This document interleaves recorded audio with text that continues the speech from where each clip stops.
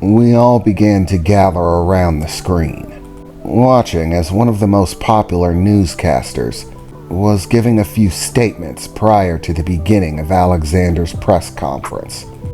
"Hello, all you citizens of Newgate City," the woman said. "Once again, we're here to talk about a press conference which should be beginning very soon. One called together by the owner of XanderTech, one of the forefront producers of technology within the city. Word has it he's been making some very chancy financial investments that no one seems to understand, and has promised that the information revealed in this press conference will rewrite everything that we believe about technology in Newgate City. Of course, we're not unused to the wealthy and to-do of Newgate City making very large promises. However, the amount of money he's been levying has everyone in the city on edge, on the tips of our toes, waiting to see what exactly XanderTech is working on." The woman stopped for a moment, touching her ear and panning her head away just a bit. Yes, I've just received word that the press conference is beginning. Our reporter on location is sending us the feed now," she said as the screen changed over, giving a camera view of the front of XanderTech, where Alexander was standing in front of a podium, clearing his throat a bit before he began to speak. "Hello, citizens of Newgate City. I am, of course, Alexander Fleck, owner of Xander Industries, and I would like to ask you all a question. Are you happy with the state of the world? With the state of our fair Newgate City? Of course, we have enjoyed prosperous lifestyles unlike anything else that anyone in the world can enjoy. Thanks to our advancements in technology, we live happy lives, comfortable ones. But what is the cost of that comfort when nearly everything that you see belongs to a single man, Raphael Moon, the owner of Biotech Industries? He basically owns everything. You would be hard-pressed to find a single electronic device that does not have some measure of biotechnology in it. Computer chips, circuit boards, and processors. And of course, the nanite technology that biotech is so well known for. These technologies have made biotech the leading power in our city, and given them control and dominance over nearly every aspect of our society. But once again, I ask you, at what cost? We've become completely reliant on nanotechnology in basically every aspect of our lives. They're so big, they, in fact, control next to everything. We would find it hard to live our lives at all if they saw fit to stop producing, relegating us and everyone else back to the Dark Ages, allst while we enjoy nanotech, not realizing that it is in fact a gateway to a very dangerous world. The dangers of nanotechnology are immense, and while they have made a great number of things easy, they have also created large windows through which criminals and many other such individuals have begun to use nanotechnology to accomplish crimes in ways that no one thought possible. Able to change their physical appearance, their DNA, imitating anyone that they want anytime that they want, stealing massive amounts of money. I've even heard of instances in which people have used nanotech to get away with murder, killing people, and then simply assuming their lives. If you desire the wife of another man, don't worry about it. Simply use nanotech to become him. Get rid of him altogether and take his place. Meanwhile, monsters run rampant in our city. Once again, the product of nanotechnology. Tech freaks. These abominations of nature, created and fueled by the technology that dominates our city, proving a danger to everyone. The dangers of nanotechnology seem to simply keep accumulating, putting the lives of everyone here at risk. And yet, there's really nothing that we can do about it. Nanotechnology has become the center of our society. We cannot do without it. Even the security of our fair city has been relegated to automatons, a machine army owned and run by biotech industries. Their XPCs are the guardians of our city, even held responsible for the upkeeping of justice. And yet, just a few weeks ago, in front of swaths of other police officers, in a situation when any normal citizen would have been taken into custody, the newly returned Gabrial Moon displayed a staggering amount of violence right in front of biotech industries, coming into confrontation with one of these tech freaks, and then, without question, disappearing, thanks to the XPCs that the police force relies on in order to ensure the safety of the people of this city. The very robots meant to protect and work alongside of them, turning their guns on the officers that protect us, and allowing Gabrial Moon to go as he pleases, proving that the people who own biotech are in fact above the law, beyond the reach of control, beyond justice. They in fact own justice. So again, I ask you, at what cost is the comfort of our lives? But now we stand on the precipice of a new revelation, a set of advancements that will change the structure of our city.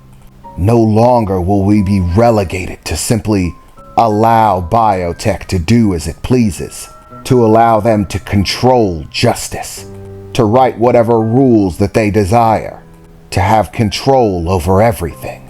An endless swath of terrifying automatons looming over us all, keeping us in line, cold, unfeeling machines at their beck and call, and us with no choice but to do what they want. But that all changes today with the first reveal that I have in store for you. I would like to introduce all of you to Commander Frigate Barris, Alexander said, as he turned, gesturing towards the front of Xandertech, as what appeared to be a tall individual wearing some sort of extraordinarily advanced armor. He was basically covered in it, from head to toe. How he could even move around in it actually brought questions into my mind about its design. After walking up and standing beside Alexander, his helmet began to move, shifting, plates sliding aside as he reached up and removed the helmet apparatus around him, revealing a face that I very quickly recognized. It was the same asshole that Alexander hired for my kidnapping. He was older, of course, but there was no question that was him. My associate here is donning a brand new patent exclusive form of armament produced only by Xandertech. I know that he might still look much like a normal man, but donning this suit of armor, you'll quickly find that his abilities stand on par with even that of XPCs, making him a comparable enemy. We have begun to produce these suits en masse, hiring people, real men, with lives and families and emotions. Men who had lost their jobs and careers due to biotech, replacing them with machines. We have given them new purpose and begun to reassert man as the controller of this city, as purveyors of justice. We have already signed a deal with the police agencies that control the city. As of today, they will be relegating all biotech XPCs back to the manufacturer, and instead, they will be employing men, human beings, to protect us. Men who understand the value of human life, who are not mindlessly obedient to biotech, and who now possess the capabilities to defend us just as voraciously. This suit may simply look like armor, but I assure you it's far more than that. It is a complete system that connects to its wearer on a level unseen in technology, allowing them to tap directly into their neural base, giving them unheard of control of the technology within the suit, interacting with it on a level that most of us could scarcely imagine. The suit does not require complex controls or training. Once you don it, your mind and body simply accepts the suit as a part of itself, and all aspects of it are simply controlled by the bearer's will. Gone are the days when a man needed years of training in order to master the piloting of jets and tanks, where entire squadrons of men were needed to effect such powerful results. This will revolutionize the security of our city and put the power back into the hands of human beings instead of machines. This, in and of itself, changes the very fabric of how things work in our city and gives us a new hope of a better, brighter world where man once again stands above the technology and not the other way around. If this was the only thing that I had to show you today, even this alone would be enough to change basically everything. And yet there is more, because there is still far too much influence by biotech and their nanites. So, to that too, I have a counter, a piece of technology that will allow us to free ourselves of biotech's near absolute control of our lives. I present to you Crystal Tech, Alexander said, pulling what looked like some square crystalline object from his pocket. It looked like a plate of glass, thin, small, seemingly innocuous. I know that what I hold in my hand seems insignificant, Alexander said, but I assure you it is the dawning of a new technological revolution. In the old world, we learned to manufacture diamonds, to create them, and we began to utilize them in many aspects of technology, producing highly advanced computers, processors, and chips. But after the Great War, this avenue of technology was abandoned. The crystals were simply too hard to manufacture. The factories and forces necessary to produce them too staggering to meet demand. And instead, we turned our attention to biotech and its nanite technology. But my scientists have reawakened this sleeping giant, applying the hundreds of years of advancements in technology to revitalize the process, making it far more easy to produce and far more effective than it ever was. The piece of crystal that I hold in my hands is in fact a memory card in which information can be stored, just as we store it in memory cards today. Except this small piece that I hold in my hand is capable of storing information far exceeding that of any counterparts that are produced, comparable to more than 100 laptop computers. Used in processes and microchips, this crystal tech outshines our competitors, including biotech, by nearly 20-fold in both memory storage capacity, the ability to transfer and interact with information and signals sent and received, processors that move faster, computers that hold information more effectively, and with less danger of damage.